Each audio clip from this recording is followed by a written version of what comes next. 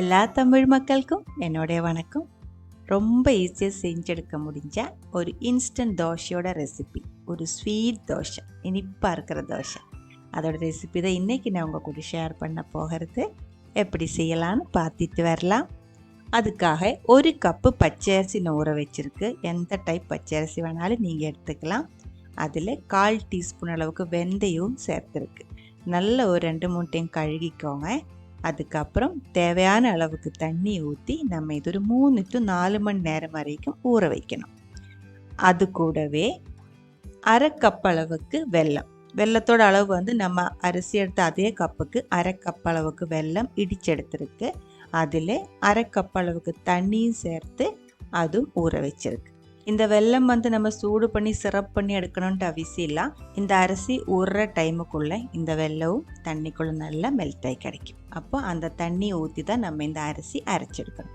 இப்போ பாருங்கள், 4 மணி நேரத்துக்கு அப்புறம் வெல்லத்தோட தண்ணி வந்து ரெடியாக இருக்குது. ஜாகரி வாட்டர் அது ரெடியாக இருக்குது. கூடவே அரிசி நல்லா ஊறி கிடச்சிருக்கு. தண்ணி வடிகட்டி எடுத்துக்கோங்க. அதுக்கப்புறம் அரிசி ஒரு மிக்சிக்குள்ளே போட்டுடலாம். கூடவே 1/2 கப் அளவுக்கு துருவன தேங்காய் சேர்த்துருக்கு. அரைக்கிறது நம்ம வெல்லத்தோட தண்ணி ஊற்றிட்டு தான். இந்த தண்ணி இதுக்கு கரெக்டாக இருக்கும் அளவு. 1 கப் அளவுக்கு 1/2 கப் அளவு வெல்லம், 1/2 கப் அளவு தண்ணி சேர்த்து கரைச்செடுத்த தண்ணி கரெக்டாக இருக்கும். நான் இப்போ ஃபுல்லாக ஊற்றி இருக்குது. நீங்கள் இந்த மாதிரி ஃபுல்லாக முதல்ல ஊற்ற வேண்டியதில்லை. ஒரு பாதி, ஒரு 3/4 வெல்லத்தோட தண்ணி ஊற்றினதுக்கப்புறம் அரைச்சி பார்த்துட்டு வேண்டாம் மட்டும் மிச்சம் வெல்லம் சேர்த்தா போதும். இது இப்போ நான் பாதி அரைச்சிருக்கு. இப்போ இதில் 1/2 கப் அளவுக்கு வேக வச்ச சாதம் கூடி சேர்த்துருக்கு. அதுவும் சேர்த்து நல்லா ஸ்மூத்தாக அரைச்சி எடுத்துக்கோங்க. நல்லா ஃபைனாக அரைச்சி எடுத்துக்கோங்க. இப்போ இதில் ஒரு 1/4 டீஸ்பூன் அளவுக்கு உப்பும் சேர்த்து நல்லா கலக்கி எடுத்துக்கோங்க.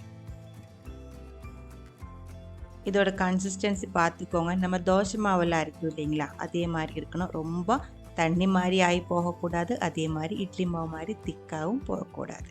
இப்போ இது கரெக்டாக இருக்குது. தோசை தவை சூடு பண்ணி தோசை பண்ணி எடுத்துக்கலாம்.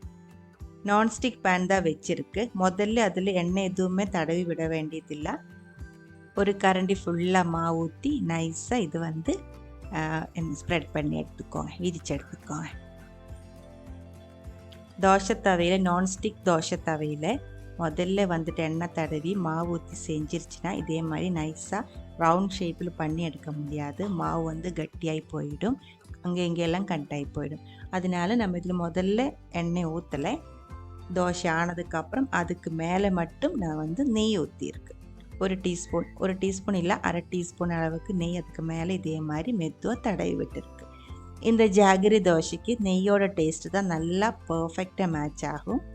அது உங்களுக்கு பிடிச்ச மாதிரி நீங்கள் செஞ்சுக்கலாம். இல்லை இருந்தால் நீங்கள் தேங்காய் எண்ணெய் கூடி இந்த மாதிரி மேலே தடவி விட்டுலாம். இதோட ஓரம் பாருங்கள், கீ ரோஸ்ட் மாதிரி கொஞ்சம் கிறிஸ்பியாக தான் இருக்கும். இதில் சேர்த்துருக்கிற 1/2 கப் அளவு வெல்லம் திகட்டாத அளவில் கரெக்டான ஒரு டேஸ்ட்டாக இருக்குது. உங்களுக்கு இன்னும் கொஞ்சம் அதிகமாக ஸ்வீட்டாக இருக்கணும் அப்படின்னா 3/4 கப் அளவு வெல்லம் வரைக்கும் சேர்த்துடலாம். ஆனால் கரையை வைக்கும்போது 1/2 கப் அளவுக்கு தண்ணி ஊற்றினா போதும். பாருங்கள், ஜாகரி தோசை ரெடியாக இருக்குது. ரொம்ப டேஸ்டியாக இருக்குது, இனிப்பாக இருக்குது. அந்த கீயோட டேஸ்ட் எல்லாம் சேரும்போது ரொம்ப டிஃப்ரெண்ட்டாக இருக்குது. சைட் டிஷ் எதுவுமே தேவையில்லை, சூடோடையே சாப்பிட்டு பாருங்கள். அதுக்கப்புறம் உங்களோட கமெண்ட்ஸ் எல்லாம் சொல்லிடுங்க. இந்த சமையல் பிடிக்கிற ஃப்ரெண்ட்ஸுக்கு ஷேர் பண்ணி விட்டுக்கோங்க. நீங்கள் இதுவரைக்கும் நம்ம சேனலுக்கு கொடுத்துட்ருக்கிற சப்போர்ட்டுக்கு ரொம்ப ரொம்ப நன்றி. உடனே பார்க்கலாம் இன்னொரு ரெசிப்பியோட. அது வரைக்கும் வணக்கம்.